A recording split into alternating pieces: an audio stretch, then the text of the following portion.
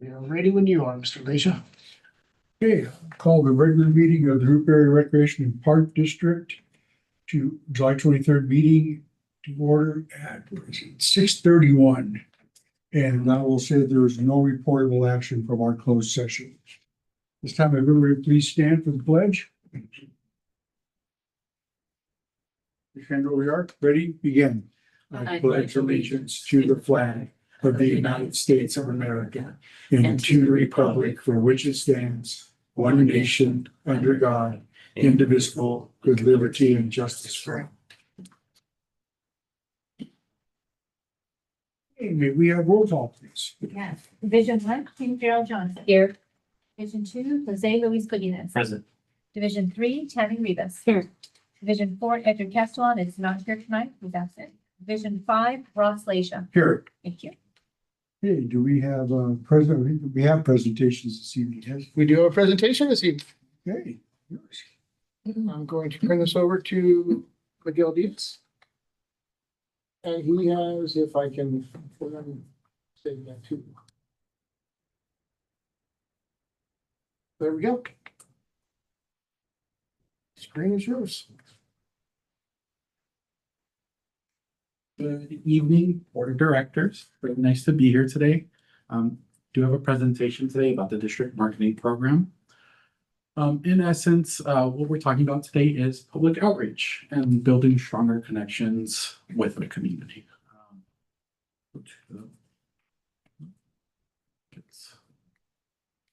It's just working. I swear I tested it.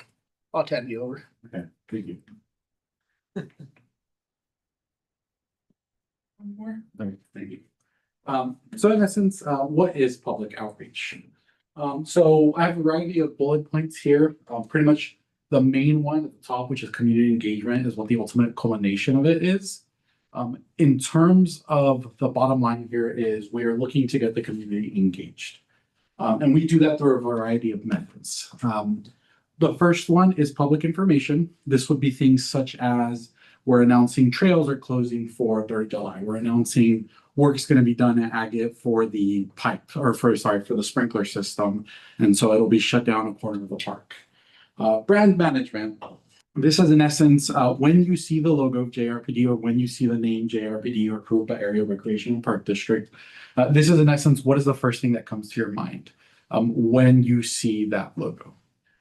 The third one here is crisis communication. This would be recent example was the Bain fire. That one was a pretty big fire we had here.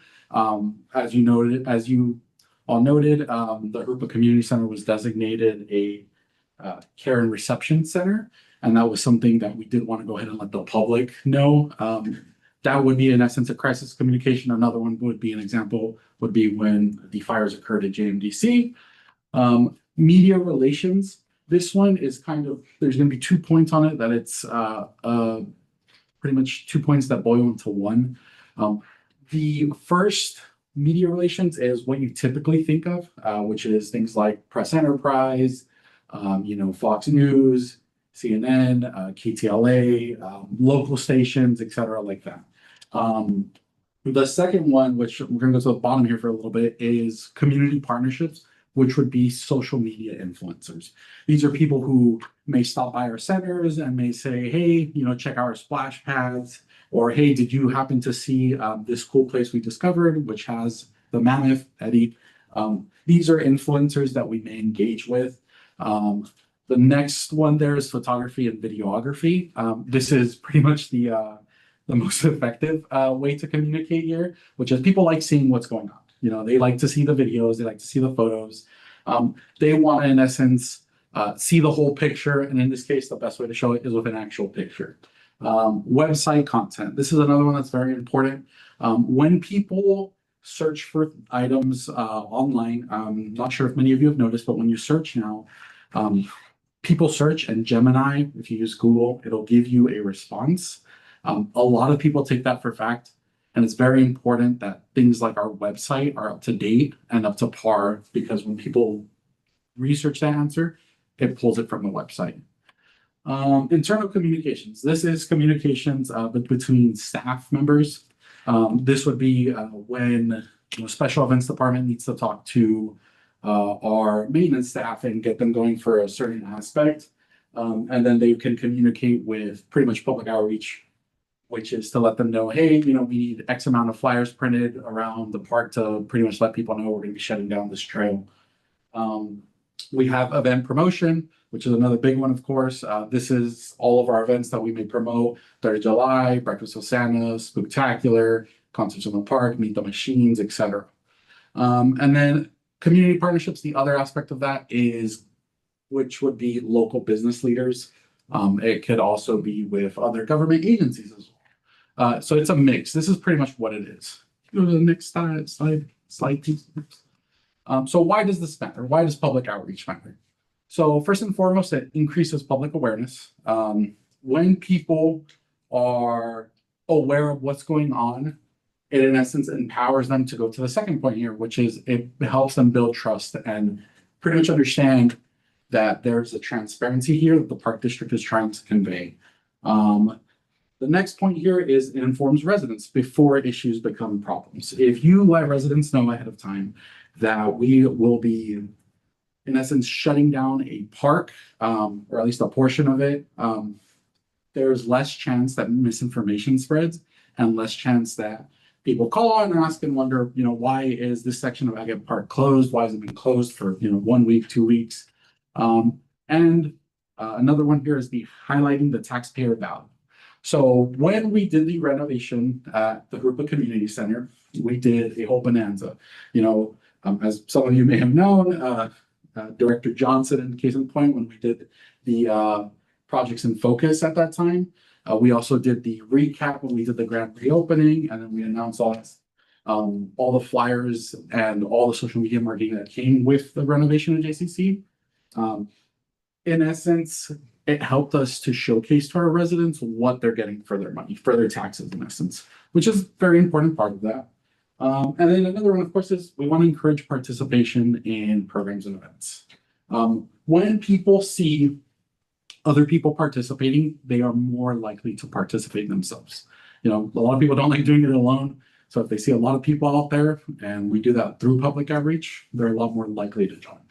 And of course, lastly here, is strengthen relationships with our community. When you build that rapport with your local community and they are able to start telling their friends and their family about, hey, I know a cool place we can go to, it's hot, let's go to Veterans Memorial Park. They have a cool splash pad. There's a big bucket that dumps water on you. That's pretty much what the goal is here. We want to make sure people are aware of it. And a little point at the very end there is if residents don't know what we do, they can't appreciate the value we provide. Thank you. So what is the goal? What is, in essence, for our district marketing program, what exactly is it that we're trying to do here? There's 3 different ones I've identified here, which is we want to enhance public communication. One of the ways that I feel would be effective here would be newsletters. And it's not newsletters in the sense of we send them out once, every 3 months. It's more so in the sense of we would do a variety of different newsletters. If we wanted to do maybe one that's focused solely on, parks that are cool to see or fun places to cool down. Or if we want to do another one on cool programs and events that are going on at the district at the time, we can always do a variety of those. Another one here is social media campaigns. I was mentioning a little bit earlier, but our projects in focus, for example, which is when we did one with each individual board director. That one was an example of a social media campaign. We pretty much just wanted to highlight the variety of different projects that were happening at the time at the district. More of those campaigns are pretty effective at letting our residents know exactly what's going on. And then, of course, we want to communicate proactively. We never want to be in a situation where we have to communicate reactively. But of course, exceptions happen, when we have emergencies that are happening as they go on. That may be a scenario where we may have to communicate reactively. But for most of the time, we always want to make sure we're communicating ahead of time and letting residents know before it becomes an issue. Increase community engagement. So one of the ways we can do this is through community feedback, which would be through surveys and QR codes. As some of you may have noticed, may not have noticed at JMDC, there's a boatload of QR codes everywhere with a free wallet. Well, you can win a free wallet. You don't just automatically get one, but those surveys are very good at giving feedback to what, in essence, is that we're looking for. Another part here is storytelling. So residents really enjoy the different events that we put on, the different parks and the different programs that are available, as well as the facilities. You know, we've heard it countless times from different staff who say, oh, they loved it. You know, they really enjoyed this event, or, oh, they loved JCC, the way it looks. It's very, very grandiose. And we want to make sure we're getting those stories to the rest of the community. And of course, lastly here is increasing attendance at events, programs, and volunteer opportunities. Those will come in hand with everything before that. That's always a goal. We always want to try to make sure that we're trying to get as many residents out there as we can. And pretty much to help out our community through volunteer opportunities. You know, Valerie, recreation manager, she has done a very phenomenal job with her volunteer team, Rise Up Teen Squad, which teens can get their volunteer hours through. Something along those lines is very effective, and we would like to see more of that happen. And lastly, but not least, is we want to strengthen the public image of JRP. So we want to make sure we're maintaining consistent branding and messaging across all communications.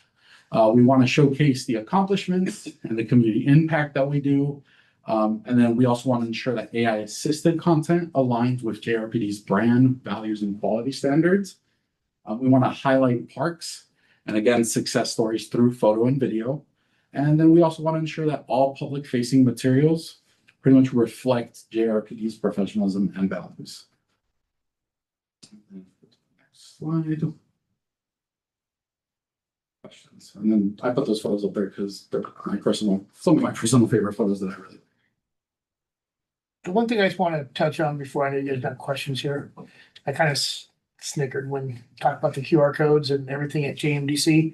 That was something that we've been working really hard on to get public input with the QR codes there. And that's where we came up with these expanded hours. That was one of the #1 things that there were people visiting JMDC wanting to see expanded hours. Last Friday night, we had our ice cream social there. It was part of our expanded hours, arguably the busiest day JMDC has ever had, with the exception of some very large days of school field trips. We had a lot of people fill out the QR code surveys that night. The #1 thing they asked for was expanded hours. Oh, how funny. Well, that's good. Well, that ice cream, they wanted the ice cream, How many gallons was it? Yeah. 30. 30 gallons of ice cream. How many flavors? You have any questions for Miguel? No, actually, I was gonna ask how the QR responses were being, you know. how They're- many we were still, getting and- we're doing good. Okay, we're still getting them in on a fairly regular basis. Good report, Miguel. Yeah, Thank you. very good. Do we reach out to influencers? So that's something that we have been discussing. It is something that we are looking towards. When I attended the CAPIO conference, which was for public information officials for California, one of the things they brought up was influencers and the pros and cons of using them. This specific session, it was a district attorney. So it didn't really apply to us as much as the cons would. But in terms of reaching out to influencers, it's definitely something I would like to see. But of course, it's something that I'd have to discuss with Colby and pretty much everyone else in terms of other departments and see if that's something they're comfortable doing. Right. And then the other question I had is, I know usually if you want to get something in the press enterprise, there's a very specific person to reach out to at the press enterprise to get in what they call community stories, Mhm. which is you've written the story, you're providing a photograph or two, Mhm. they just have to print it. Mhm. And I just want to make sure that we're in contact with that person. I don't mean we need to get something in there every week, but Right. sure, once a month at least. Mhm. Yeah, you never know. They love, because it's free stuff for them. They love it. But there's always just this one person, and if you get in with that person, then it's all good. Right. Oh, of course. That's definitely something we'll look into. I do know that the Press Enterprise has an events, like a specific person for events in the Inland Empire. So that may very well be a good avenue of reaching out and seeing if we can get them down to a couple of our events. Excuse me, has any of this already started being? Like, are you gonna, what is the first step that you're gonna take into, I know you already presented a lot of it. What is the first one you're gonna attack? What is your, So in essence, the very first thing I would like to pretty much get, I don't want to say get done, but rather begin the process of going through is a marketing calendar. Pretty much just allowing us to have a standard moving forward and go from pretty much seeing what the events that are happening, what the timeframes are looking at, and how to approach them best. So that would be in essence the first thing we would like to that I would personally like to start going towards. But in terms of other events that we've started going through, one of the big ones I would like to see, and we kind of started doing it, is potentially doing a district report. I think Colby has something a little bit later in today's board meeting talking about how we can use that. But the district report would be something, it's an annual report, it would be a calendar year report, not a fiscal year report. And in essence, it would boil down the numbers, the events, and the variety of programs, and pretty much the community that's come out to see it. And pretty much, it's hard to describe, but it's an annual report is the best way I can put it right now. But it would have all the information throughout the year. I don't know, I might have explained that a little bit badly, but. no, I understood, thank you. So, as you said, Miguel's only been in this role for, week 3 at this point. Yeah. And really only probably week 1.5 because of the transition. His main thing right now is being finalizing the brochure and getting it. I think it went to print this afternoon. Yes. So that'll be out in the next 10, 12 days, I think. Like I said, we're working on the events calendar will be the big thing we're coming up with. I don't want to say that we have been reactive per se when it comes to our social media posts, but we want to be more proactive in getting out ahead of it. So we know what's coming up, so we can, because our season's coming, we have highs and lows. And so he knows when he's gonna have a slower period that he can maybe be working on, staff right now it's 105 degrees outside now. Staff today was working on Breakfast with Santa in December. We are working, planning that stuff out. He wants to get to where he has things in the queue ready to go. That's what our goal is to be working on. Which brochure, the fall brochure? The fall brochure goes to print. It should be in the mail the first week of August, But it covers, September through December. okay. That's right, we're doing 3 a year. Yes. Any other questions? Yeah, it's more of a Colby question. Is it common practice for a parks district to have like a tab on our webpage that says these are the partners we work with? That would Quite understand what you mean by partners. kind of just saying like, oh, these are the people, the groups we work with, and the sponsors, maybe like a sponsorship page. That would give us like more hits on social media or it would look more. I think I understand what you're saying there. I don't know if I've truly seen that. I understand what you're talking about. Our goal is obviously to start looking at sponsorship opportunities. And I think part of those packages, depending on levels or events and stuff, could include stuff like that to help drive people to our site. I think that's something we can definitely explore and look at if that's how it could benefit us. Yeah. Yeah. Yeah, that's more along the lines of where I was thinking. Okay, I have one quick thing that doesn't pertain to this. I need my certificate for tomorrow. Yes, I have it in my top. Forget that before. I'll bring it in right now. All right. Thank you, Miguel. Thank you very much. I appreciate your time. Thank you for your work. Thank you, Miguel. Thank you very much.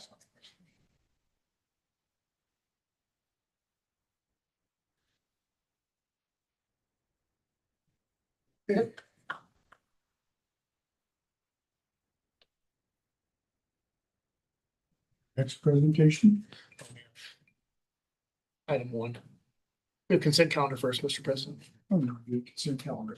Okay, does anybody have any Well, first of all, there were no public comments. No, I've never received it. Okay. Consent calendar, does everybody have that? We want to pull the consent calendar. Hearing none, be advised that item 4.6 involves a resolution, so we have to do a roll call.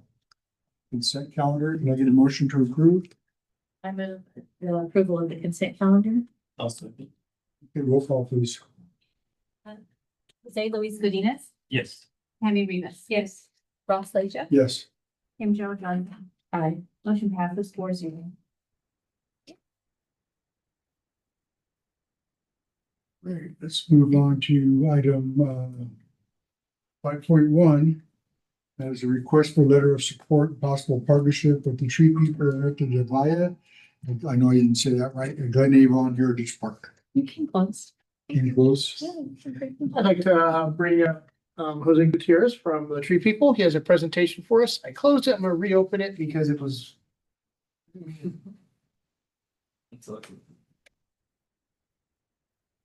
Is that gonna work? Let's see if that works or not. If not, I'll click over for you. I made it all go. All right. Just nod or Okay. click at me. How's that? Good afternoon, everybody. Thanks so much for the opportunity you've given me and my organization, Tree People. I'm here with my colleague Marcos as well, to present to you all. The goal of the presentation today was to talk with you all about opportunities to potentially collaborate on upcoming grant opportunities, and also one grant opportunity in particular that we're working on related to biodiversity. Initially, so we're going to talk about the biodiversity planning grant and the statewide parks program, or Prop 4. Next slide. Oops, that's not. Great picture. Spoiler. Yeah, really. Spoiler, exactly. We blew that one by. So to provide a bit of background on why we're here today, we initially talked to Colby and Jose Luis through Maria Alonso from Huerta del Valle, who has who manages the community garden right at Glen Avon Heritage Park. Initially, Maria Alonso we were collaborating on submitting a potential project idea in partnership potentially with you all. Maria unfortunately had to step back from the partnership. She's just a little preoccupied right now with her work. However, we did want to present these opportunities to you all in case there might be other potential partners or project ideas that you all might have that could really benefit from this grant opportunity. So starting with the biodiversity planning grant, this is a planning grant that we're currently working on in partnership with the Wildlife Conservation Board, who is the funder, and the Resources Legacy Fund, who's administering the funds for the Wildlife Conservation Board. We were brought on as community engagement experts to be able to reach out to community organizations in both San Bernardino and Riverside County to get a sense of whether there's interest in submitting a project idea for this grant. The goal of the biodiversity grant is to fund a project that helps support biodiversity, conserving wildlife, conserving open spaces that relates right to wildlife habitat. We're specifically targeting urban communities as well. We're trying to find sort of that space where we can support both biodiversity and also access as well for residents. The goal is to find one project for county, one in Riverside and San Bernardino. For this grant, leadership coming from the community-based organization or the tribal group is going to be key, as they would be the ones who would be awarded the grant and would be asked to manage the grant as well in the planning process for it. Tree People in this aspect would work as a technical assistance provider for that grant and support where needed. The main method that we're using right now to collect project ideas is through a questionnaire that is in this presentation that we'll make sure to share with you all. Next slide. Man, down. blowing it. It's down, Colby. It's down. Now it's there.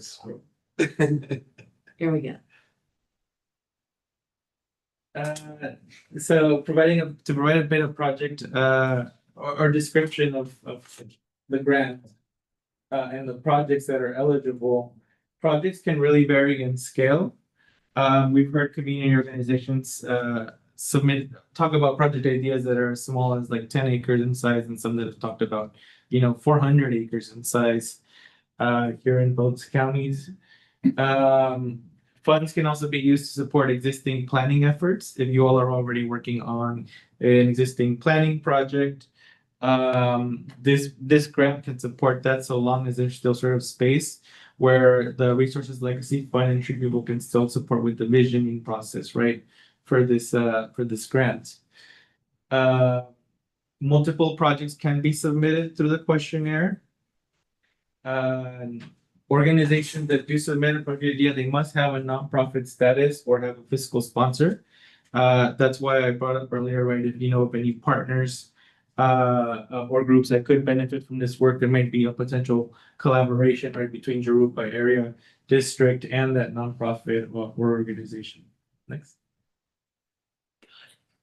The work we're doing now is a direct follow-up to some research that we did on open space access and climate resilience a few years ago.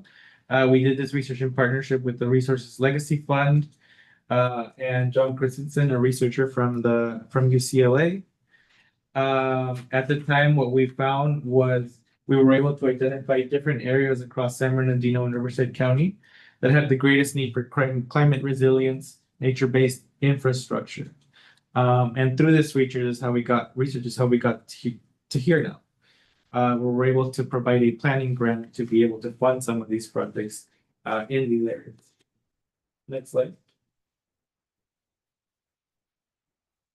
So, as I mentioned earlier, the organization that is awarded this grant would really play the key role in carrying out the planning work. Some of the responsibilities that they'll have would be, of course, to identify to propose a candidate site to the Resources Legacy Fund. Project ideas can come from a myriad of places. Some folks have existing research that they're relying on biodiversity. Some are relying on community feedback because they're membership-based organizations. And like I mentioned, the organization would lead the planning process, which could include activities such as outreach, filling out the grant application process for future implementation funding, and different environmental testing is related to the project. Next.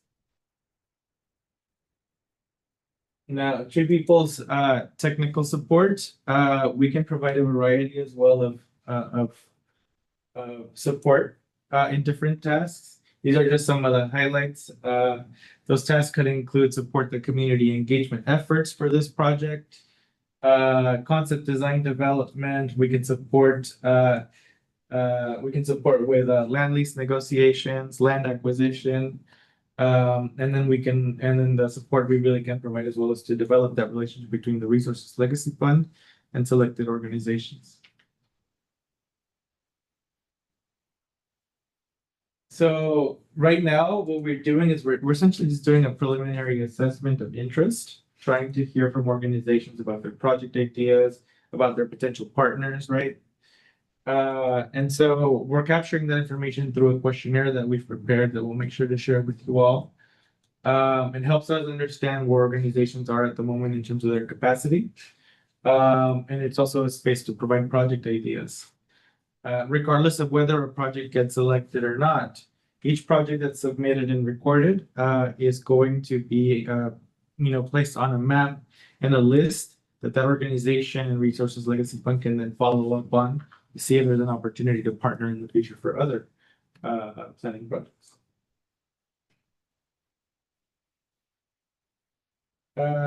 So after the questionnaire closes, Tree People and Resources Legacy Fund are going to work on assessing these project ideas that are submitted.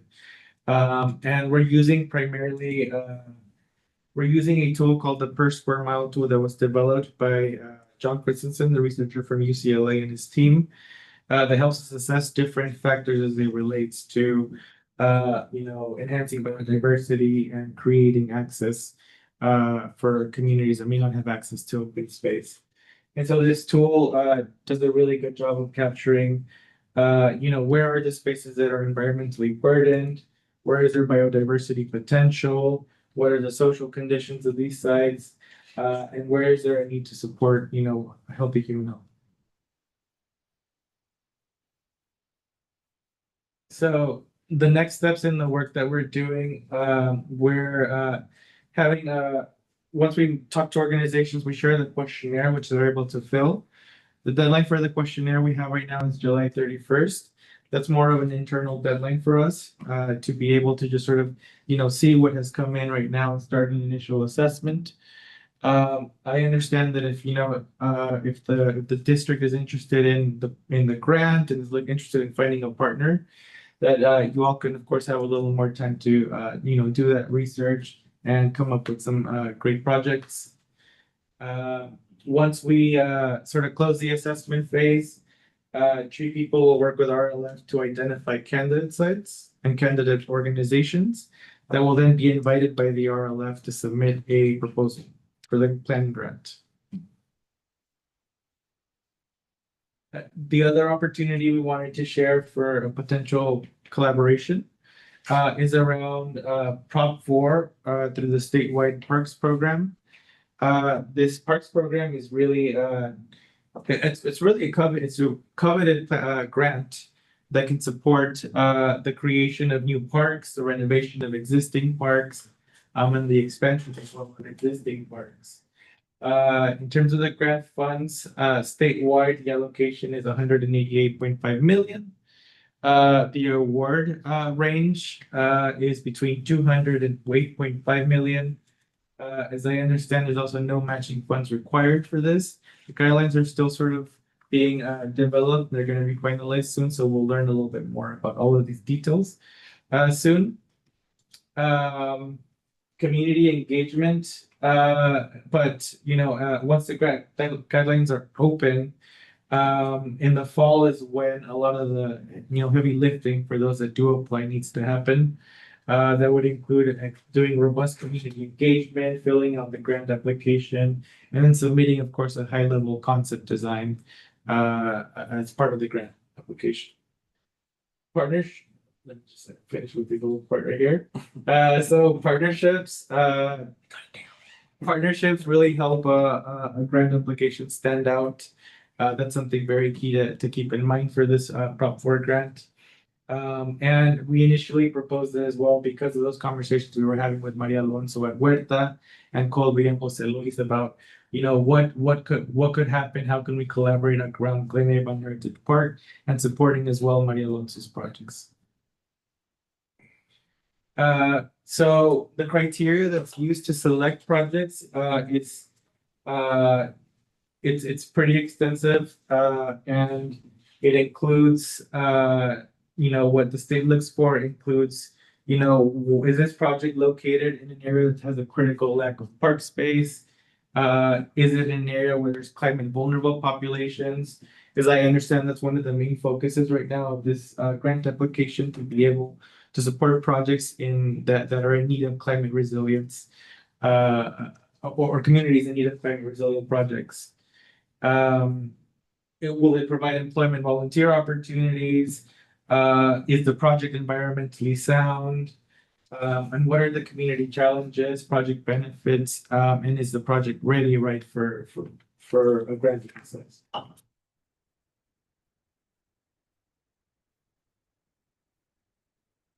Eligible costs under this, the Prop 4 statewide funding. It includes site prep, grading, demolition, foundation work, purchase and install of permanent equipment, construction supplies and materials. And just to sort of summarize, this grant can be used both for planning purposes and also for implementation. And it includes, sort of these eligible costs as well. Next. One thing to keep in mind, some of the ineligible costs, which we've highlighted here, include food and beverages, for the meetings, for the work. Operations and maintenance is not funded under this grant, along with movable recreation features and support amenities. The main tool, and this little snippet right here on disadvantaged communities tool, it's a tool that the state uses to identify, what is the situation right around the area where project idea is being proposed. The key items that this tool looks at is seeing whether the project is in a site that has less than 3 acres of parkland per 1,000 residents in the area. What is the median household income of the area? And then also, is the project in an area where there might be climate vulnerabilities as well? And that's our presentation for today. Questions? Yeah, I wanted to understand, when you were talking about biodiversity and that, what was the thought of the Glen Avon Heritage that brought biodiversity to Glen Avon Heritage? When we had conversations with Maria Alonso, we were talking about how the site itself, just beyond even Huerta, it's really sitting sort of on a foothill, right? And she mentioned, her colleagues mentioned that they're always seeing wildlife there. Oh, yeah, I'm sure. Whether it be birds, mammals, everything. And so that's why we invited Maria Alonso and her team to consider, right, the planning grant, whether they might have an idea for a potential project that supports biodiversity within Huerta, or eventually within sort of Glen Avon Heritage Park as well, once we engage Colby and Jose Luis in the conversation. Okay, I was just trying to understand what it meant by supporting biodiversity. I mean, what? That could be sort of maybe creating like a restoration project. Right, if you do, if we conduct research, we'll find, what are the native plants that have existed in this space right now that's at the moment, full of weeds. Yeah, so what I took from our conversation was taking the undeveloped portion of the park, basically that Huerta is currently utilizing. They're only using a small portion of the entire property and putting in plant material and improving that area to make it more accessible for the public as well. As well as turf reduction, being replaced with native plants to attract native pollinators. Okay. Okay, and then, are we doing, I'm sorry, this question's for you. That Prop 4, do we already have something? that We are we're looking at submitting, we're waiting for the final guidelines to be, all comments on Prop 4 were due June 27th, I want to say. We're waiting for the final draft guide to come out. The state website still says, applications will be due in the fall. I find that very highly unlikely. It'll most likely, my guess is gonna be early 27. I think everybody's kind of agreeing on that aspect there. The last 3 bullet points there, the disadvantaged community tools is really what you're gonna need to qualify.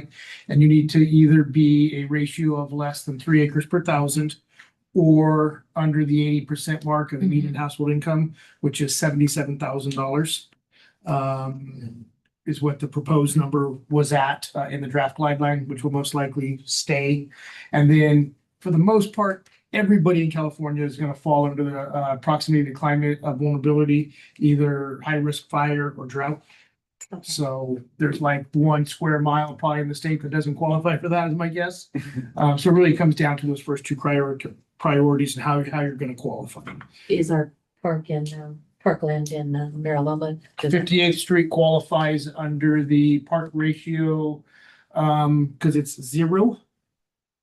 Oh, okay. Yeah, the median household income there is about 88,000, doesn't qualify under that.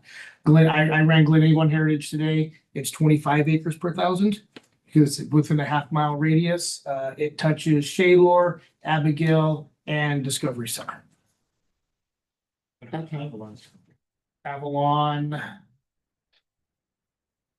Avalon would be an interesting one.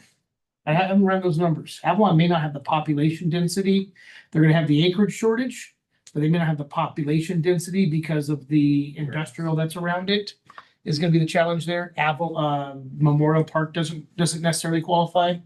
The only two areas within the district that tend to qualify on the median household income is gonna be Rubino Mhm. and Mira Loma north of Hooper Road. With Avalon, new homes they're building, will that change that?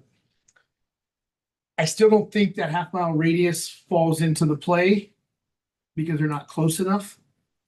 They're almost a mile away. It's a lot further than I think you realize. We have that nice big buffer around the park of all that industrial area. There are some houses, but I think because of it They're are, building a lot of new homes up around that area. yeah, but I still think they're far enough away. It's gonna be very unique how this grant comes out. They're really trying to fine tune it because it is so competitive. All the stuff they learned off of Prop 68. So there's $188 million available in the first round. And my guess is they receive over $1 billion in requests.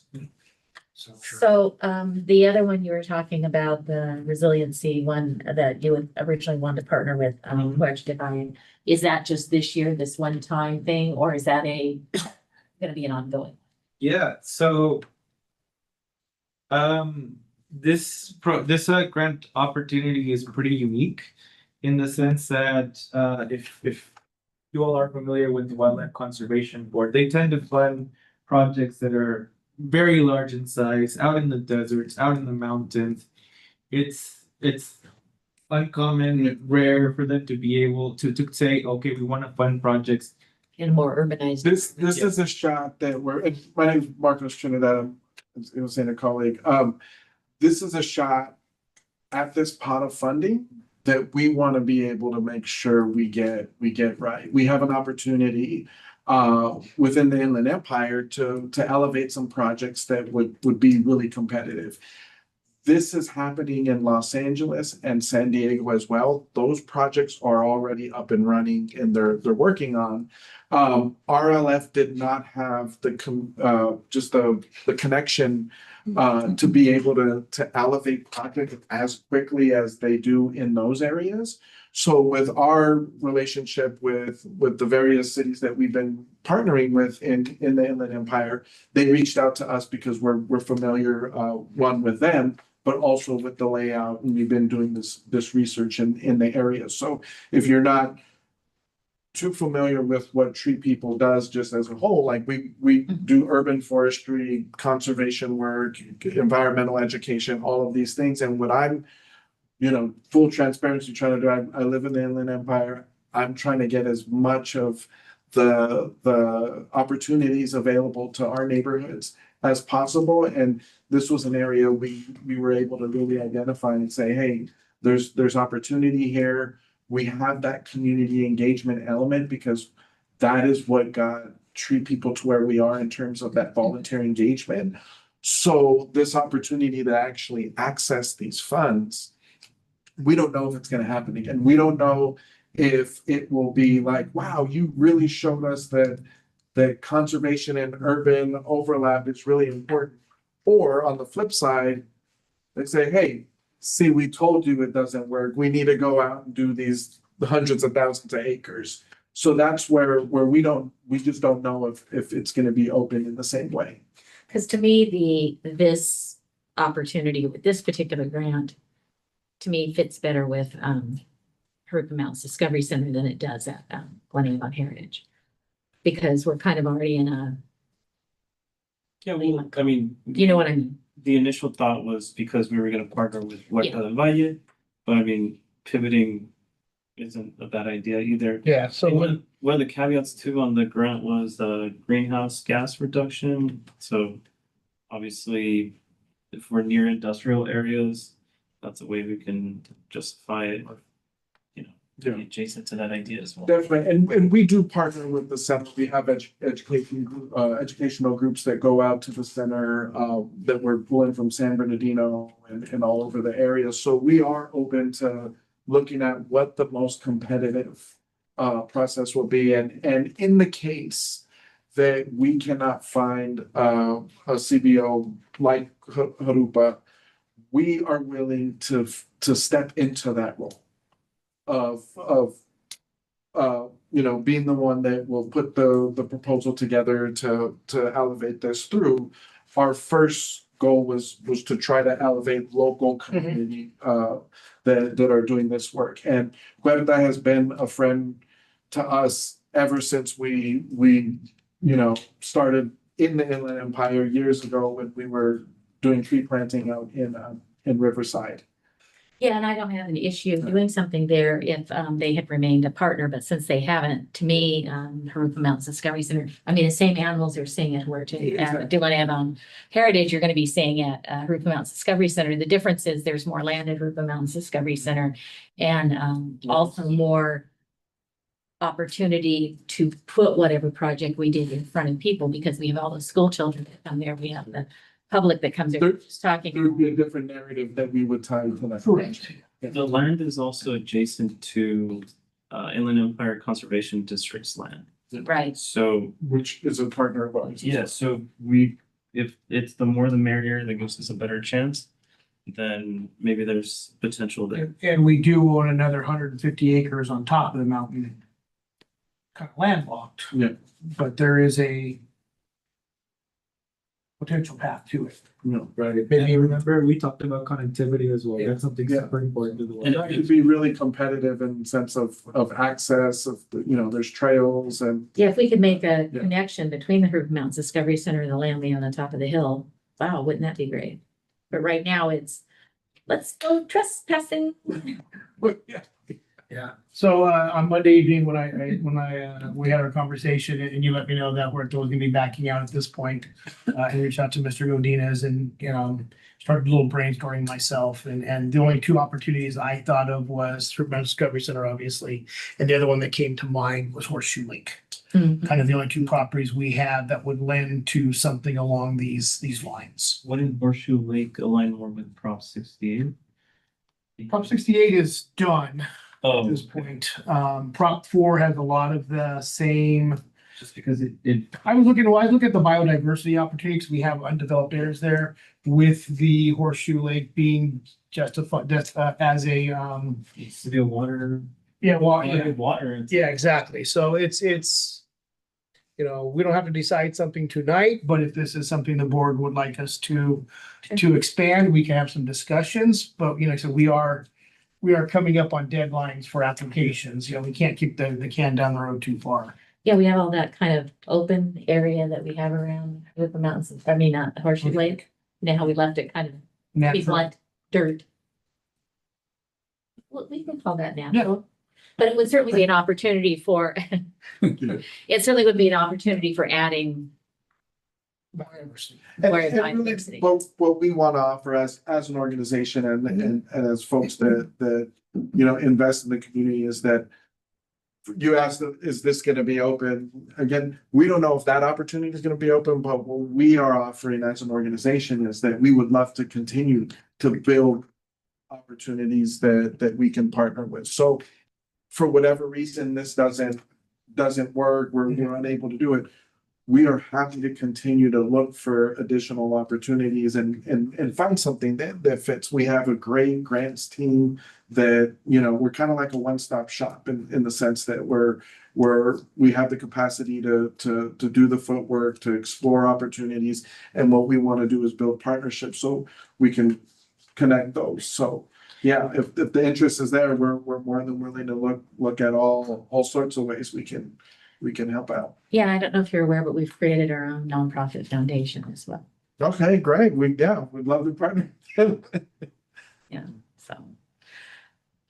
It doesn't matter to me. If something worked out at JMDC, great. If something worked out at Horseshoe Lake, great. If something worked out anywhere, that would be And I fine. think we could maybe, as we get into the application for 58th Street, potentially treat people would like to be a partnership on that, which is a property we acquired about a year and a half ago in the Mira Loma area, basically 58th and Serendipity. I don't know where Okay. the area here. It's a 5-acre parcel and area with zero parkland, fairly heavily populated. We'll be going after some urban greening points within the grant application, and trees are definitely a part of that. It's gonna score better than Glen Avon Heritage, just looking at the fact finder. Basically, Portia Lakes or Glen Avon Heritage is gonna qualify, unfortunately. There was another grant we were looking at that we were gonna go after this past year, this upcoming year for basically backup generators for our community centers, which was through the extreme heat a grant. Yeah. And when that procedural guide got all its public comments and came back, those were no longer the focus of that. And now it's for developing basically community urban green master plans. So there may be something along those lines that we can start developing too, that will help set us up for future grant applications, so. And also, just as you had mentioned, the nonprofit, I wasn't aware, what's the name of the nonprofit? The Group Area Parks Foundation. Because that could possibly even be the nonprofit partner. Correct, and that's one of the reasons for that exact reason. Yeah. There's money grants that we can't get as a governmental entity, but our Yeah, nonprofit. But your friends of can. Our friends of, exactly, and one of the things that you guys have seen, the big push through Prop 68, Prop 4, is they want that nonprofit. Yeah, yeah. Yeah. I think the guidance I'm hearing is see what we can have some discussions of. Since time is of the essence, should I just keep taking points and that way we don't have to create a committee or that we just bring information back That'd to be the great. board? Yeah, that's Yeah. fine. That's fine. And between the two of us, and we get some moving. I mean, I So I'll think reach out and see if we can set up a meeting in the next week or so. Yeah. we're in agreement. Yeah. Go forward, do, See what we come up with. yeah. See what we qualify for. Yeah. There's no motion, just direction. I was gonna say there was a motion here on. But that was basically withdrawn. That had to do with Huerta de Valle, so that's. Thank you guys. Thank you very much. Thank you very much. I'll Always reach nice to out. See you. Appreciate it, guys. Thank you. Thank you. Good You night. too. Okay, on to item 5.2, which is the acceptance of Rocco's Greenbelt. Mr. DeWitt. Yes, this is, Rock Rose Greenbelt is, as we've effectively called it, it's not really a park. It's not a park. It is part of the Rock Rose and Bayberry Place development there along Clay Street, north of, I guess it's north of Van Buren. Was the old cement pipe factory. Between Clay and Van Buren. Between Clay and, yeah, behind the old Albertsons, it's an odd big property there. Part of that was a green belt with a trail, a walking trail on it. Yeah, there are some photos in. I've got some pictures of it and I can, Is the that- map in the, Is that the part that burned? yes, so it's this green belt right here. It is good size. That's about 8 acres. And really what this, the purpose of this is just for the board to accept it, as part of our government accounting standards board's recommendations. And this will go into our overall audit and our, impacts our net position ultimately. Show us the map above it. Okay, I just want to be sure I understand. So I'm gonna, it's not this. Okay. Let me see if, I meant to work earlier and I did not. Is that the landing strip? That's the landing strip, yes. And the natural gas. The pipeline. natural gas pipeline. So it's not updated, shoot. But this is, I can show you from here, it's this northern western edge down to about right here. This is a water retention basin owned by the city, but it's all this area up in here north of this road. This is the other area you see from that picture here, the landing strip. And the high pressure gas line that we've talked about runs down Limonite. It crosses the ravine right here. It's exposed in this area and crosses the green space right in this, one of the narrowest points of it. When this development was going through a number of years ago, the developer had approached us about acquiring this portion of land too. Let me see if I can zoom in here for you. This helps me. So you can see this whole area up in here is the green belt. This portion of land, basically about where the trail is a 16-inch high pressure gas line. It's also, I don't quite understand how, but it's an emergency landing strip for the Riverside Municipal Airport. Yeah, I don't. Should a plane taking, yeah, it seems kind of odd to me, but that's FAA and I'm not gonna argue with them.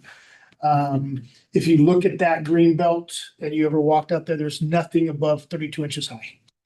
That's so if a plane had to land, it wouldn't clip, tree wouldn't clip the wings and stuff like that.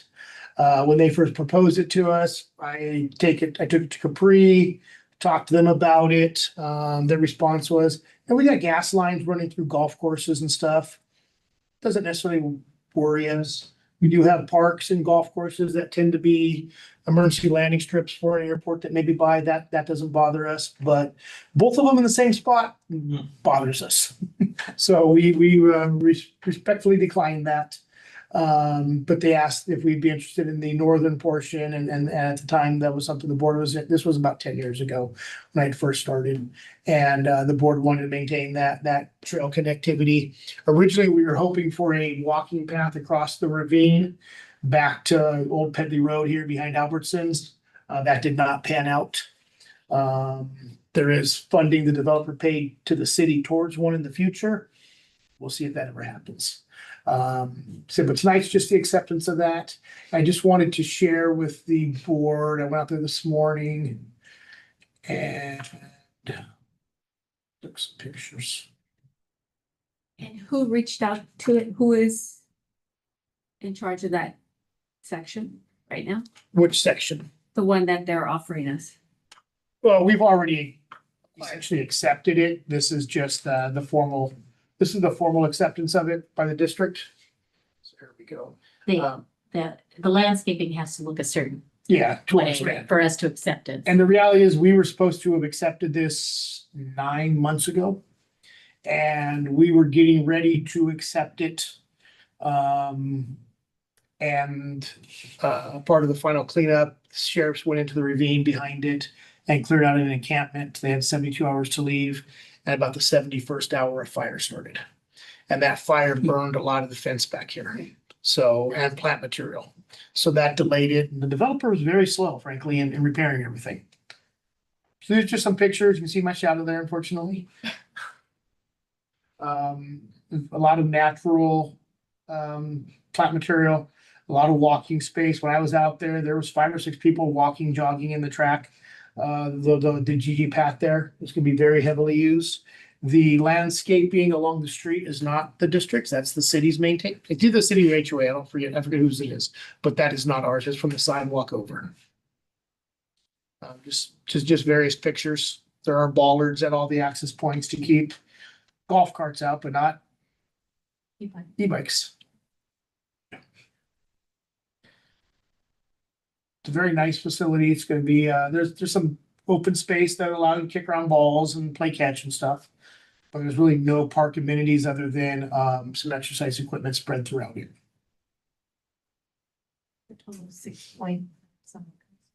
And obviously no shade. There will be once the trees are matured in 15 years. So, a lot of bioswales. Do they have, HOA maintained, playgrounds, Yes, things so like they have an that? HOA, Is that the landing strip? the landing strip. There is So they have a couple of park areas. there's a community center right in here with a pool. There's a playground, right up in this area. There is a community garden. Okay. Yeah, If you just drive up there and drive through it, you can drive right past all that stuff and see it. And we've done that. Driven in through there to see it. so. But that's where we're at for this evening. Okay, if there's no other questions or entertain a motion. All right, I move the board of directors accept Rock Rose Greenbelt. Second. All in favor? Aye. Aye, motion passes 4-0. Okay, on to item 5.3, which is the discussion and possible authorization for the purchase of a new Ford Maverick maintenance vehicle. Yes, this vehicle will be for the, in our current budget, there's the addition of another landscape maintenance inspector, and this will be the vehicle for that employee. We're currently going through the recruitment and interview process for that position, and we should have somebody selected within the next couple of weeks. And this would be for, again, for the purchase of that vehicle for him. The fiscal impact on this was a little unclear the way it was written, but funding for this vehicle is in the current operating budget. The staff got 3 quotes, and the lowest bid being Fritz Ford right here in Riverside of 31,000 and change. That's been right along the lines of what we've been paying for these vehicles over the past couple of years. Any questions? And I move the board of directors accept the bid from Fritz Ford in the amount not to exceed $31,369.67. I'll second. Motion second, all in favor? I, Motion passes 4-0. What color is it? Do you like? White, Keep them all. work truck white. We've been called a ranchero, not a Maverick. You must think should have been the Maverick. The Maverick was a car that used to kind of like a Mustang back in the day. The US thing should Like a little hatchback. Yeah, yeah. Yeah, 289. Used to actually drive one many years ago. It's a nice car till somebody ran to the back of it. Okay, so this is item 5.4. Approve resolution 26-34 authorizing the grant application for the California Strategic Growth Council Community Resilience Center Grant Program for Phase 2 of Skyview Event Center. May we have the staff? Yes, what this is a resolution that is this is a item to approve a resolution that will authorize the district to apply for this grant. What this is a planning grant through the Strategic Growth Council. And what we're applying for is under their basically to create a community resilience center. As you're all aware, unfortunately, we seem to experience a lot of emergencies within our community, fires in the riverbed, fires up in the hills, public safety power outages related to Santa Ana winds, flooding. One thing that is not present here in the district is a dedicated shelter system. This will be the district apply for a grant, which would be $500,000 to design phase 2 of Skyview Event Center. And in that would make it essentially a shelter, a community resilience center. Should something like this happen, that would be the designated spot within the city. We have talked with the city of Rupa Valley, and they are going to submit as a supporting agency on this, which is one of the requirements.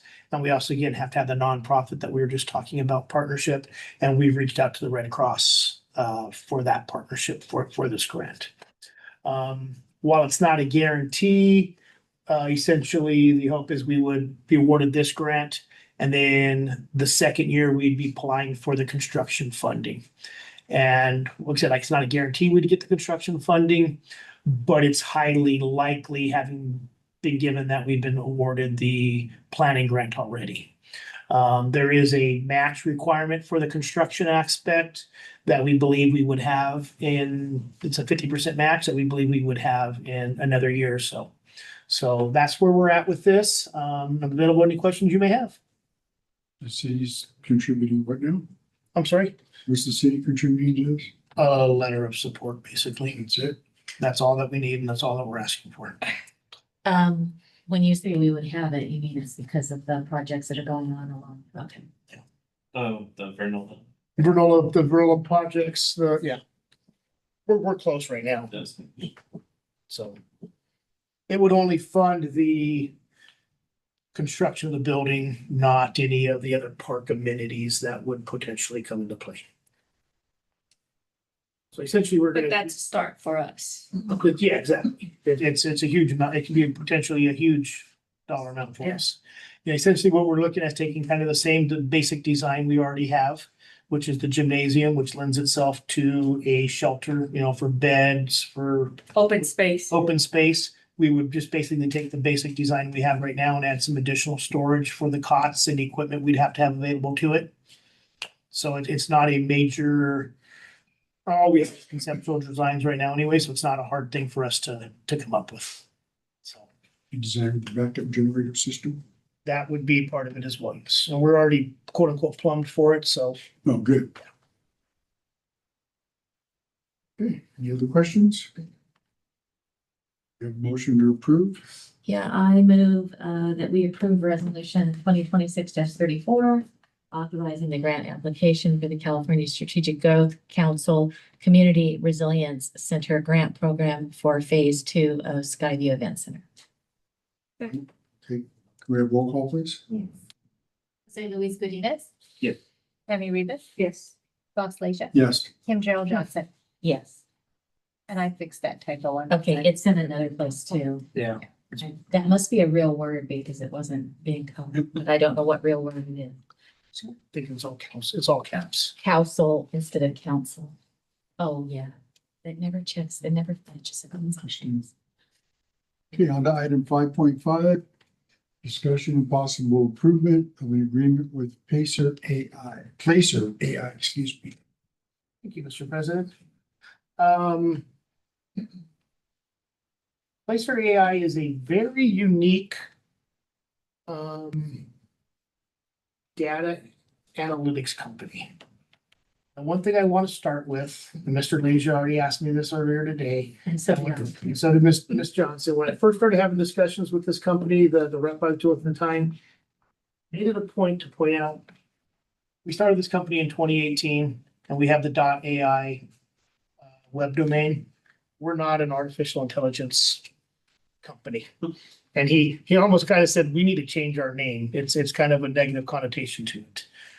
What Placer AI is, they're a data analytics company that essentially takes your cell phone data. So when you open an app on your phone and it asks you kind of that default question when you first Facebook or something like that, do you permit us to share your data? That's the data that we're dealing with here. What Placer AI does is they work with all the major cell phone companies out there, and they buy that data. And with that, they provide us with analytics on how it's impacting our park facilities in this situation. They started out in the commercial retail market. When you go to the Ontario Mills Mall, they want you to log on and use their free Wi-Fi because they're tracking you. They track how you go from store to store, and that's how they say, Victoria's Secrets, this is where you want to be, or Starbucks, this is where you need to be within the mall. From that, they quickly realized there was other industries that could utilize it, and they went very heavily into the real estate market. And then they ultimately realized on the municipality market that there was a big need for it as well. And they really started on the economic development aspect of it, but park and recreation is something that they've opened up the market to the past couple of years. I first started talking with this company about 2 years ago.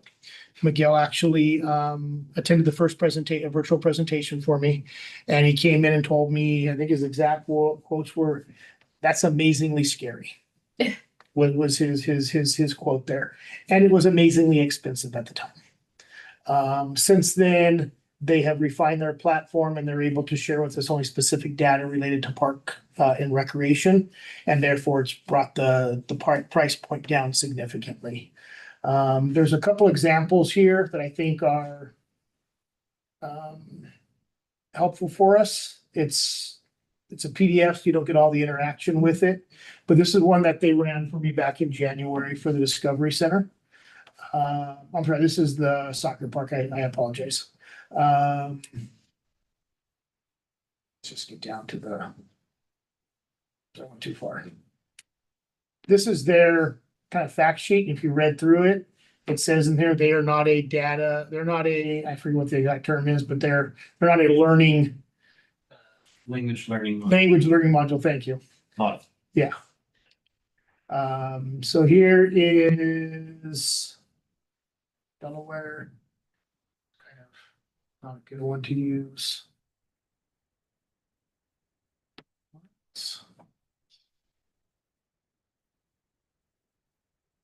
Okay, so here's the soccer park. See, not giving me everything. and did you? Yeah, but it's from the website. I apologize. It doesn't give me everything here. I don't know why it didn't. Also for the JMDC, it just gives you that small section. Ooh. But if you give me a second, I can pull it up. It's quite interesting data. What it does is it uses algorithms. And from that, it knows most likely where you live. Yeah, there's also a little, excuse me, article from the University of Minnesota about them, sort of going deeper into like they intentionally like skew the location of people's phones so that it can't be traced exactly, so they're not like spying. Yeah. So, They take, and I'm not pulling up here. They takes the security very serious. One thing that they've really pushed with us because they're afraid of somebody using the data to track a child or track a spouse or an ex-spouse or something like that. There's certain places within a park they will not give us data for. They get on a large park. The example they gave was, yeah, we would let you get data for how many people are visiting your pickleball courts, but we won't tell you how many people are visiting your playground. We won't tell you how many people are visiting your bathrooms. Things along those lines, for obvious reasons. And when I heard that, I was like, makes a lot of sense. You know, that's a concern I have. They don't, and nor the cell phone companies don't sell it, nor do they acquire it. They don't get your personal information. They don't know that this is Kim Johnson, that you're X years old, that you make X amount of money per year. But based on the census tracts on where you live, they can estimate those things. So what this will do in the example of the soccer park, for the year model that they gave us, the soccer park had 700,000 visitors. Wow. Which blew my mind. Their algorithm is sophisticated enough to know that if Director Godinez is going there every single day, he probably works there. So they factor that out. But based on this data they collect, and we can put in different queries in there, it will tell us, so we can all guess this. The number one place people go before they go to the soccer park is Starbucks. Oh. The number one place they go to when they leave is In-N-Out. But what surprised me was the number one hotel they stayed at. Any guesses? The Embassy Suites on Hospitality Lane in San Bernardino. That's a long time. But if you think about it, from where the soccer park is, you can hop on the 60, be on the 215 in San Bernardino in 15 minutes. Depending on the day and time. Okay, other day and time. Where in Riverside could you stay that's affordable if you're visiting the soccer park for a family soccer tournament? Right. You can't stay at the Mission Inn, you know, or you could, but it's highly unlikely. So it was very interesting that that's what it is. This type of data we can use if and when a hotel is ever built at the District of Napa Valley of getting sponsorship from them. Hey, they're driving to San Bernardino. You be a sponsor of the soccer park, and your information is on all the tournament flyers and at the gates and stuff like that. Did everybody build them by the Target like they were supposed to? That's what he's talking about. Well, there's proposed hotels everywhere around the city. If they actually There's have one this right there. big story. And I'm just using that as an Oh, example. that's right, the district at Rubidoux. You said it's not Target, it's the District of Rubin. Yeah, that's right. The data for Troop Brown's Discovery Center was it was a very unique one. When I got that data, there was about 25,000 visitors last year, for the year period they showed us. Well, we know for a fact we have 25,000 children that are attending. And according to Placer AI's data, as long as that cell phone, when they registered it, is registered as a youth, that's one of the things you sign up for on your account, they don't track that data either. So in reality, we know that we're getting about 50,000 visitors a year there, and that probably is very true. Again, the number one place people go to when they leave the Discovery Center in and out, the brand new one on Click. How valuable could it be to us to be able to go to the Farmer Boys on Pirate, yeah. on Pirate, I'm sorry, on Pirate. To be able to go to the Farmer Brothers on Valley Way and say, you know, for a sponsorship, we can put you on our receipts and we can have a sign at the exit that says Farmer Boys left, what, quarter mile, whatever it is. And then we can physically show him the increased data or the increased traffic that we're sending that way to justify sponsorships. The data we receive has a 3-day lag in it. We could go back through on July the 7th and physically know not only how many people were at Vernola Family Park, but we could set a geofence another, you know, quarter mile around it per se, and see how many people were at the facility outside watching the fireworks show. Same thing, we can get estimated attendance numbers for all of our special events. We can set up standard reports for every single one of our parks. And it gives us a monthly automated report of how many attendance we had at that facility. And it goes back, I believe it's 7 years. But the standard report will give us month to month and year to year data in comparing those facilities so we can see how our attendance is at these facilities. And that goes back to the Gail that was early on for our annual report. I think we are all going to be extremely shocked how many millions of visits our parks get on an annual basis. So that's going to help us when it comes to grant applications and stuff along those lines. So there's a lot of tools that I think this will be very valuable to us on.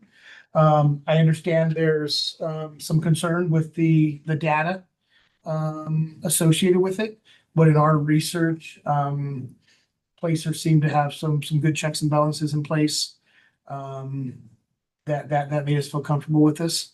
I think one of the things I really wish that heat map would show up for the Discovery Center. A good majority of our participants and visitors are coming from Harupa Valley and Riverside. But I could not believe how many people were coming from Sylmar. How many people were coming from the South Bay area, the high desert for the Discovery Center. It was quite interesting. And this will help us with our marketing efforts. You know, when we're doing, you know, social media ads and stuff, is our reach broad enough? Or, you know, can we expand it out more because people will come? So. Okay. Is there like a tiered? This is the lowest tier they offer, and it's strictly, the one thing that they have shared, they don't necessarily advertise which is, I think, is an advantage. We'll get data for any parks and rec agency across the state. So part of our contract is that we won't share the data. But we can compare. There's a facility here in town we're currently looking at that we will have the last 7 years of attendance records. So the only stipulation is for us not to share the information. We can't share the data. I can't share it with my buddy in another city. They have to have their own subscription. But we could use it to compare our soccer park versus the soccer park in Exit. Another place. anywhere in the state. I don't have the agreement in front of me. How much is the? It's 15,000 a year. There's a type of fiscal impact section.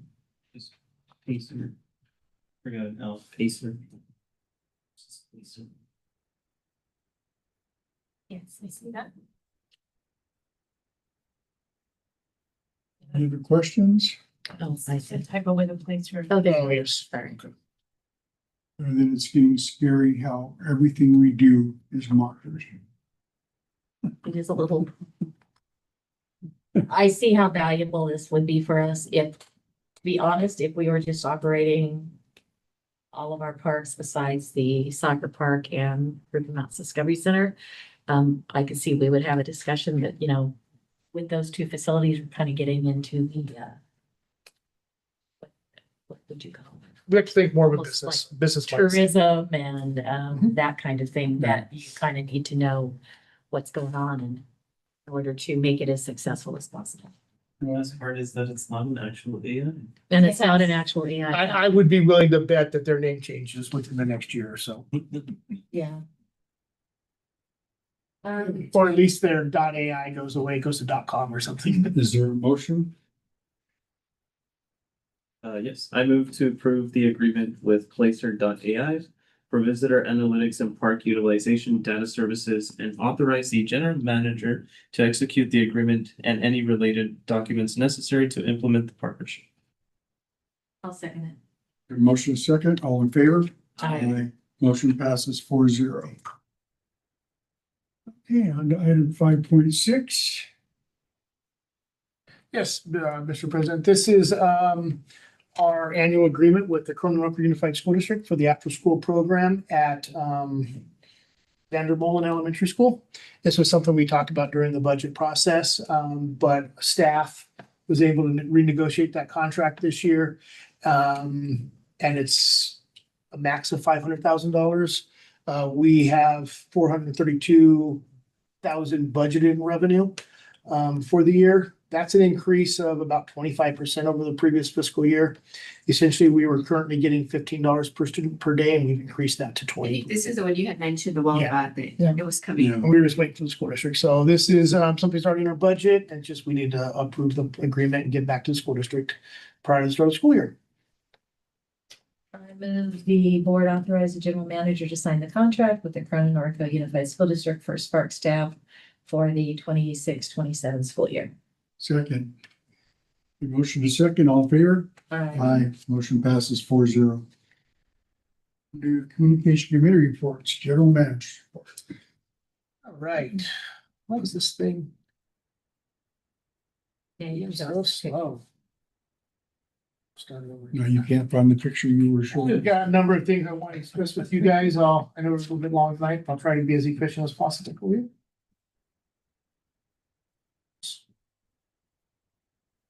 All right, starting with July 3rd. I like this picture a lot. It was a great event. We had about 6,500 in attendance at the facility. That's the most we've had in a very, very long time, if not ever. We parked 820 cars, and then we sold 1,200 wristbands for the fun zone. So by all accounts, it was a great evening. The weather was phenomenal. This is one of the pictures Look that at Gail that took. picture. Yeah, that was a great picture. That place was packed. It was It better than the was. following weekend. Huh? The weather was better than the following weekend. The following day too. Extremely happy with the event, you know. There were a few minor hiccups, but did not impact the residents in any way. Staff did a phenomenal job that day. We had a couple little technology hiccups still. We're fine tuning that every year. Ironically or luckily, our rep from T-Mobile, who we have our government account with, was there and came up and found me and talked to me about some stuff and made some recommendations. We realized some of the equipment we have is not true 5G phones and stuff, so we're gonna upgrade those prior to next year's event. So that should be a big difference right there for us. Our concerts in the park, which unfortunately I don't have any pictures with, had concluded for the year. We're at Agate, Larimore, Rancho Miraloma, and Clay. And we did have a higher turnout than we've had in the past, so that was nice to see. Again, we had a very mild June this year, which I think did help, and even early July, which I think helped contribute to that. But the concerts were well received, and Rancho Miraloma, you know, my home park, by far had the largest attendance, so that was nice to see. The residents there have been very receptive, and we put programming out there. What did you promise them? Nothing. I try to make sure nobody knows who I am or what I do. Our mobile recreation program, which is something that staff brought out this year. It's not loading. What's going on here? Internet service has been bad in this area lately. This is our free program that's taking place at Shadow Rock Esplanade. Today was Veterans Memorial, and next week is at Riverbend. It's Thursdays from 10 to noon. It's a free recreation program, just old school, I out want to see playing, directors do that. playing with the kids. Um, I said, I want to see you guys. So they do arts and crafts with the kids. They play games. Today, obviously, we have the splash pad going. We've had great turnout. The first week at Shadow Rock had 96 kids. Esplanade was 85. Today was 65 at Veterans Memorial, which was a great turnout. You know, it was hot this morning. It was. It was hot this morning. So staff's done a great job. They're doing a really good job interacting with the kids, giving away some swag. Everybody is enjoying it. So that was good to see. Last Friday evening was the ice cream social at Fruit Mountains Discovery Center. I got some text updates while I was sitting on the beach, I'm not gonna lie, but I was incredibly happy when I heard there was a line down Granite Hill at 3 o'clock waiting for the gates to open. Thanks. I said, holy cow. I talked to Jenny when I got back and she told me she'd worked a split shift that day because day camp was going in the morning and she scheduled herself to come back at 3 o'clock thinking there'd be nobody here. She had to wait in line to get in and had to park down at the bottom of the hill because there's no place for her to park. We had 222 cars pay for parking. A good Saturday is 75 to 85 cars. Saturday, Sunday, 75 to 85 cars. A good weekend is in the $2,000 range. I'm sorry, a good Saturday or Sunday is about $2,000.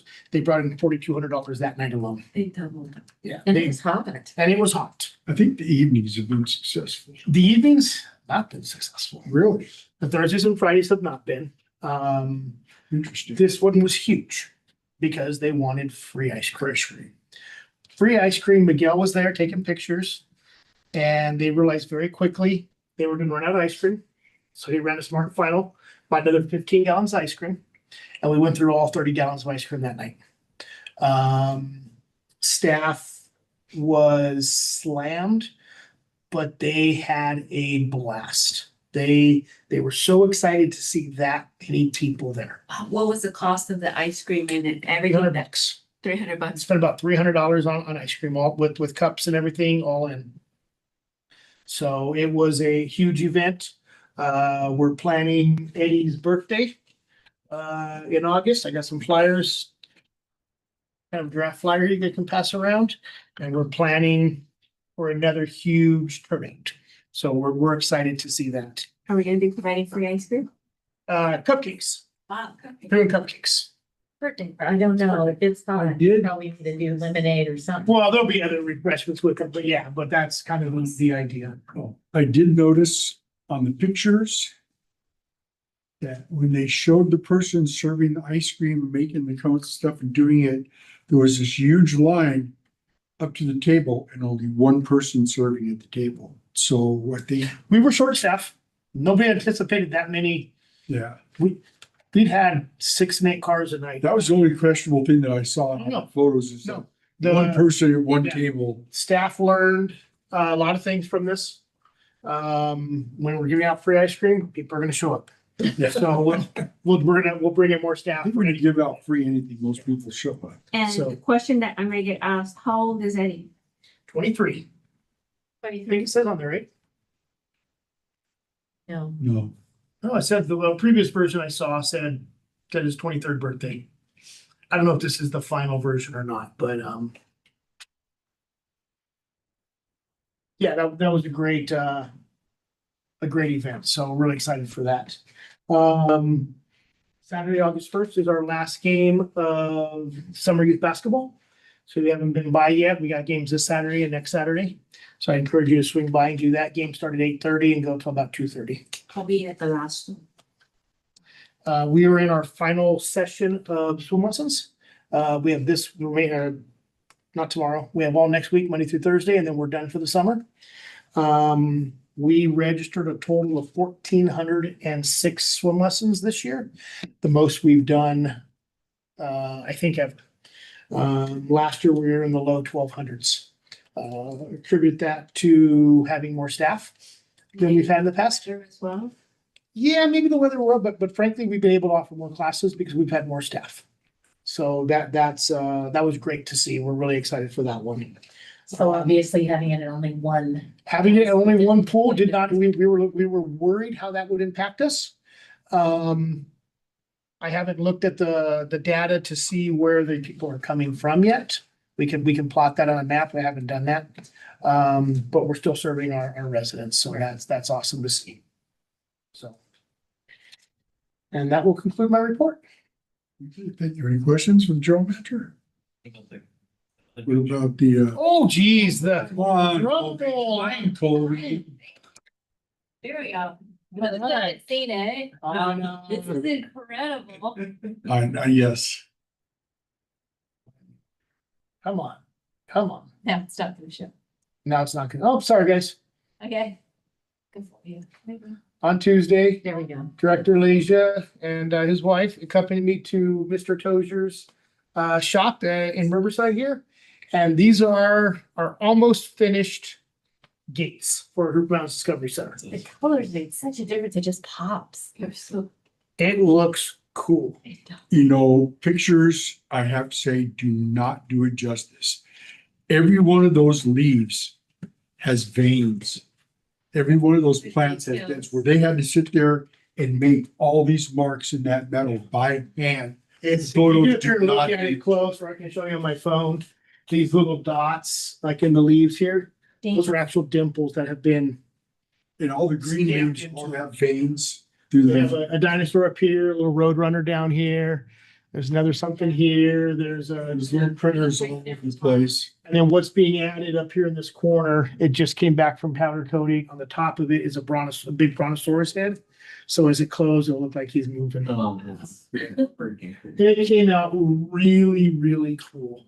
So next week, the gate closers and all that will be going in. Probably by the beginning of the following week, the gates will be installed. And as you know, we're looking at the 20th for an unveiling. Mr. Tozier has alluded, he is donating the entire project to us. Yes. I reminded him, you know, we understand the costs and the powder coating and stuff he's paid for out of pocket, and I don't know what's gonna The happen. man said he'd like to give back to the community, the kids, you know, he's, He, that's, he loves the it facility. was a labor of love for him. It really was. It shows. Yeah. He I said, asked that we attention to did- we did- detail. We did an unveiling on it. I said, that's not a problem. So we're looking at the 20th there. So the reality is the gates are gonna be up and operational prior to the unveiling. So Miguel's been working on a banner for me. We measured out the gates to cover them off, and we'll zip tie it in place to cover it up. And what we came up with, I wish he would have printed it out for me. We took a picture from the street of the gates. What it looks like now. So we've got giant banners of the gates going up So it looks just with like. a sign that says, we're gatekeeping a secret, Yes, or we're gatekeep. It's it's amazing. the average person driving by probably won't even realize that they're banners on a new gate. Yes. It looks really cool. So I think it'll be fun. The people that realize what it is, hopefully will get excited for it. So we're really excited for what's gonna, yeah. The problem is the gate's gonna look phenomenal and the rest of the fence looks bad. One step at a time. One step at a If you time. guys want to see some better pictures than what Colby had, I Oh, have, yeah. because all these little, Oh, you can see it from here. like, some little vines and stuff that's running up, that's a rod that they cut 1,000,000 of these little triangles, welded them in place and then painted them, hand painted them different colors. Look at that. But now you can see, like I said, all the dimpling and all the ribs, even on the small leaves. And anywhere that they can be welded together, it is welded together. That is a solid structure. Yeah. The attention to detail It's phenomenal. was amazing. Yeah. Like it. Are we working on invitations? So Yep. We have an invitation that we're working on. We'll be inviting all the local elected dignitaries as well as the public. So what we'll have is we'll have the banners will still be up. We'll have the gates open. When people arrive, we'll park them on the property, bring everybody down. Have to close the gates for the unveiling and then bring them back in. You want to close part of that road or something? I don't know. I was gonna talk to the city what we can do to at least put some, maybe get the sheriffs out there for some traffic control too. We'll be able to keep everybody on the driveway. Unfortunately, just the nature of it. But The gates do not say anything JMDC, it doesn't say anything of the name of any, no, it doesn't. it's just. But it does in the back. They don't currently say anything either. Right.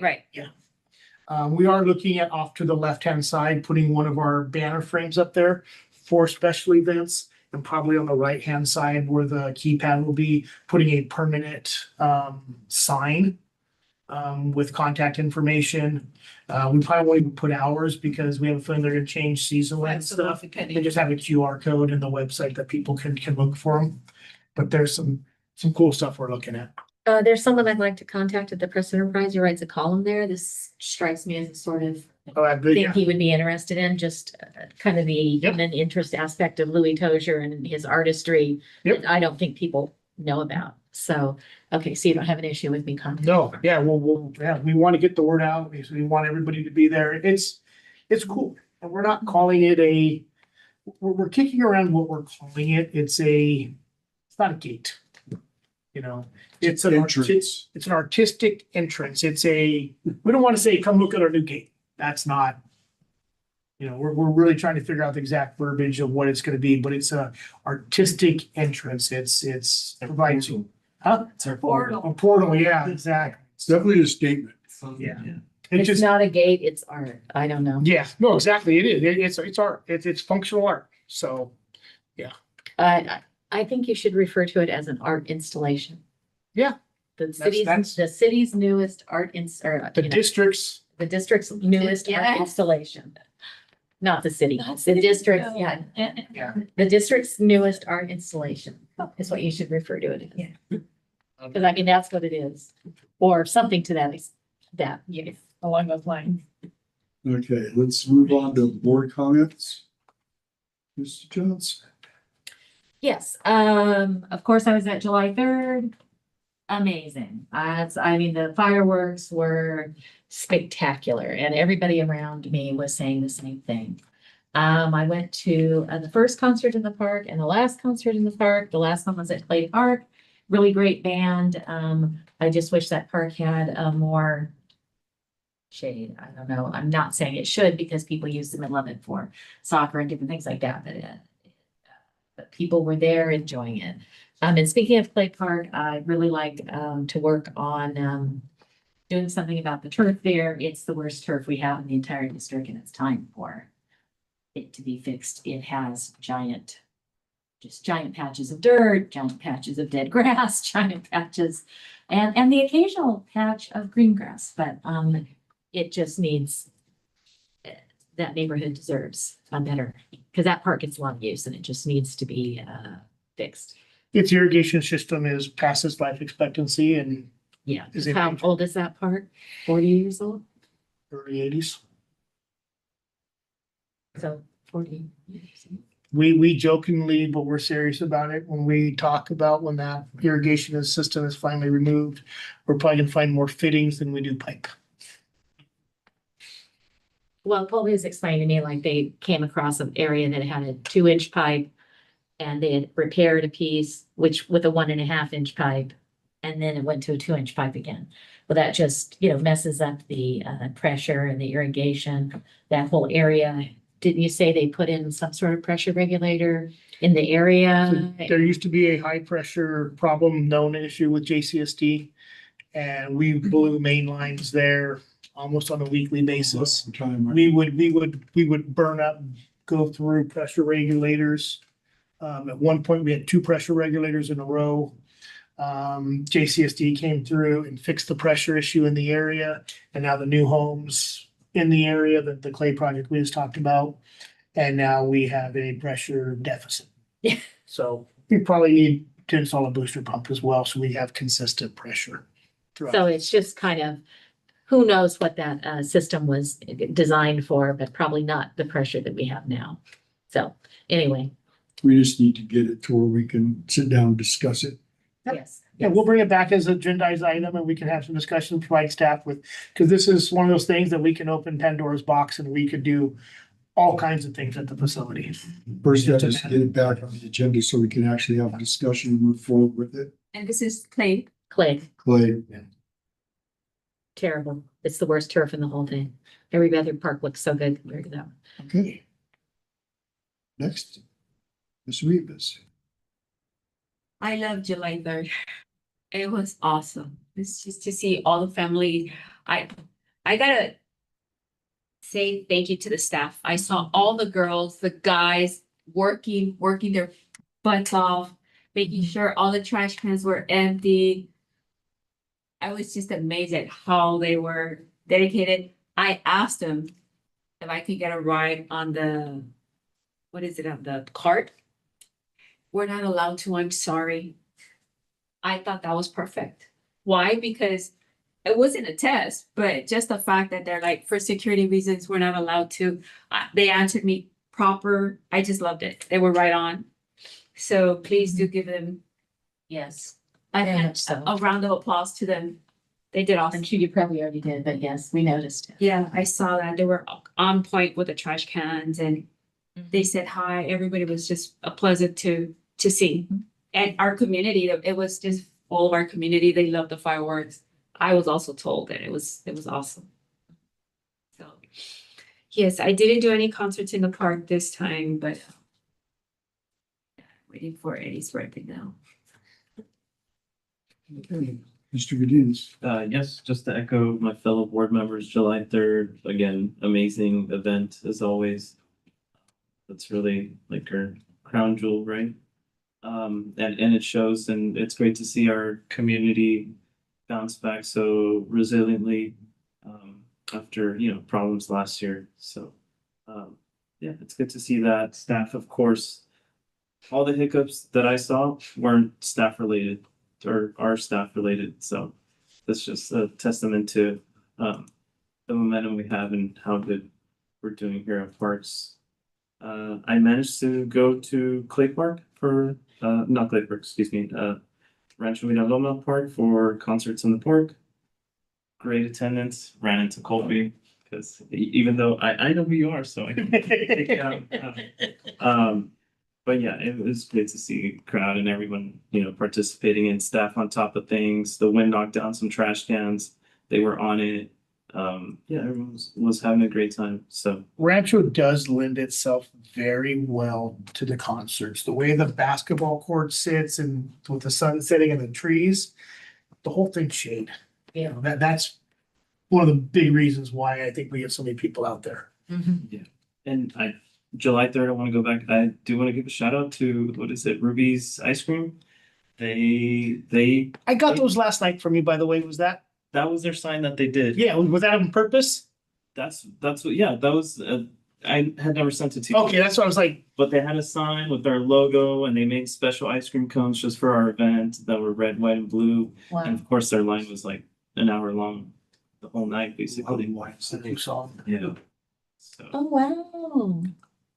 Yeah. Very nice. so it's, just shouting them out. That is my wife's favorite ice cream truck. So, of course, that's doing. Which one is it? It's the orange truck, Ruby. Oh, They're local too. And speaking of ice cream, I went to the ice cream social. I'll be honest, it's not a knock. I didn't expect that many people to show up. And We did not, no way. it was amazing and we ran out of ice cream and I think that was a good thing. Cause it just meant there was a lot of people participating. I didn't wait in the ice cream line, I'll be honest. Some other kid can have my ice cream, I guess, that way.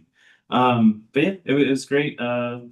And it was good to run into other community members there, say hi and stuff like that. So, and our staff was, doing the best they could. We were understaffed. It didn't seem like it, honestly. We had no complaints. Yeah. We had no complaints. We had one person on social media say that the face painter didn't show, which They were behind the register. they were there just, I and again, they realized for the crowd we anticipated, the face painter would have been fine. For the crowd we received, they just couldn't keep up. yeah. Yeah, I jokingly said, do you want a stick or a snake? That's what you're getting for face painting. So just perhaps moving the jumper a little bit away from the sulcata. Mhm. Other We learned a couple things, yeah. than that, it was good. It was really good. Did you find parking? I did find parking. Yeah. The lower one. Yeah, so right next to the nursery. So it was really good. It was a great time. And then as always, staff's killing it. It's summer. It's our, bread and butter. So good job to staff. I don't know how much more I can add about the 3rd of July. Other than I am always proud of our community that these things go by with little to no incidents that happened with that many people in a confined area. The fact that if there are things that happen, the crowd doesn't know about it, and that's best we could hope for, But I'm always proud of our community and I'm always proud of our staff. The job they do. Yeah, every time I pass a member of staff, smiles, greetings, just fantastic. I made it to 3 of the 4 concerts at Park. I didn't make it to the last one. And it ran for a little bit. Yes, that was a great show. It's a great location. I have video of my granddaughter up there doing her first line dancing ever, which was a blast. My grandkids were in town, so we all went. And even grandma got up there and did a little line dancing with her. So that was a lot of fun for all of us. I did not make it to the ice cream social, but by all accounts, it was a great success. So looking forward to next year's. And one other thing I wanted to add. I really appreciated the fact that Lieutenant Scholda was at 3rd of July, Yes. he's our head guy. And and he stayed there the whole time. He was walking around, he was talking to people. And they're just a certain, knowing that the big guys there was really appreciative. I was really appreciative of the fact that he took his time to be there and didn't just assign that to someone else, and that he was there to make sure we were safe. I really appreciate I it. saw him days after the event at something else, and he complimented us at how awesome the fireworks show was. And he said that was just the best grand finale he's ever seen. Yes, yes. So he, everybody's come up there, all of us, and told us how great it is. But even, Jen Schulter came up to me and said that was great. He's a big kid at heart, I think. He is. He's a great guy. If you guys have never really met him or talked to him, he's a lot of fun. He's a great guy, yeah. Okay. Future committee meetings? Anything we need? Yeah, I was talking with Kurt, we'd like to work with the park maintenance committee. And we have a list of maintenance items that we want to address and start with the money we budgeted this year, start prioritizing those lists. And just get some guidance. So I'll be reaching out to the board members. Unfortunately, I don't know off the top of my head who it is. I think it's Mr. Godinez and Mr. Leish. No. No. No. Travis. For which, I'm sorry? Park Park maintenance. maintenance. Oh, yes, park maintenance, yes. Thanks. We had some of the the telephone railing at Larimer Park. So we want to address that and a couple other issues and just help us pray. We think we have a good idea, but we want to make sure we're all on the same page and as we start bringing it forward.